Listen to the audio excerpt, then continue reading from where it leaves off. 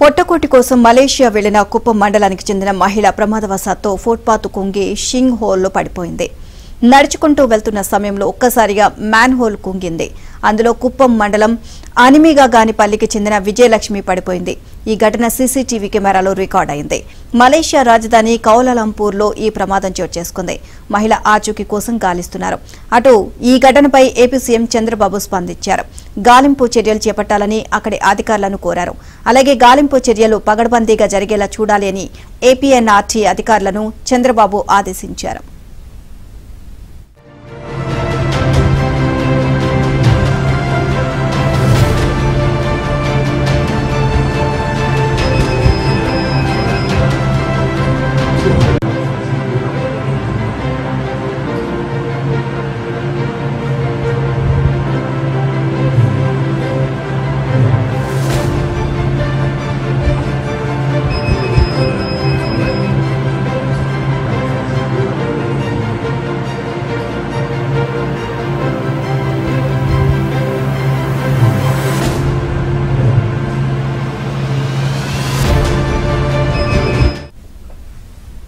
పొట్టకోటి కోసం మలేషియా వెళ్లిన కుప్పం మండలానికి చెందిన మహిళ ప్రమాదవశాత్తు ఫుట్పాత్ కుంగి షింకి హోల్లో పడిపోయింది. ఇక నడుచుకుంటూ వెళ్తున్న సమయంలో ఒక్కసారిగా మ్యాన్ హోల్ కుంగింది. అందులో కుప్పం మండలం అనిమిగానిపల్లికి చెందిన విజయలక్ష్మి పడిపోయింది. ఈ ఘటన సీసీటీవీ కెమెరాలో రికార్డ్ అయింది. మలేషియా రాజధాని కౌలాలంపూర్లో ఈ ప్రమాదం చోటు చేసుకుంది. మహిళ ఆచూకీ కోసం గాలిస్తున్నారు. అటు ఈ ఘటనపై ఏపీ సీఎం చంద్రబాబు స్పందించారు. గాలింపు చర్యలు చేపట్టాలని అక్కడి అధికారులను కోరారు. అలాగే గాలింపు చర్యలు పగడ్బందీగా జరిగేలా చూడాలని ఏపీఎన్ఆర్టీ అధికారులను చంద్రబాబు ఆదేశించారు. ఓవరాల్ ఇదే అంశానికి సంబంధించి మరింత సమాచారాన్ని మా కరెస్పాండెంట్ సత్యాన్ని అడిగి తెలుసుకుందాం. సత్య, ఘటనకు సంబంధించి పూర్తి అప్డేట్స్ ఏంటి? నీలిమ, మలేషియా రాజధాని కౌలాలంపూర్ లో ఫుట్పాత్ కుంగి మురికి కాలంలో పడిపోయిన మహిళ ప్రమాదానికి సంబంధించి ముఖ్యమంత్రి వెంటనే స్పందించారు. ప్రమాదంలో కుప్పంకు చెందినటువంటి అనిగామి పల్లెకు చెందిన విజయలక్ష్మి గల్లంతయ్యారు.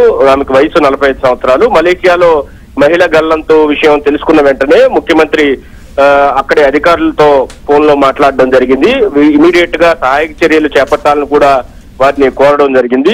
ఆ కుటుంబ సభ్యులకు తోడుగా ఉండాలని చెప్పి ఏపీఎన్ఆర్టీ అధికారులను కూడా ఆదేశించారు.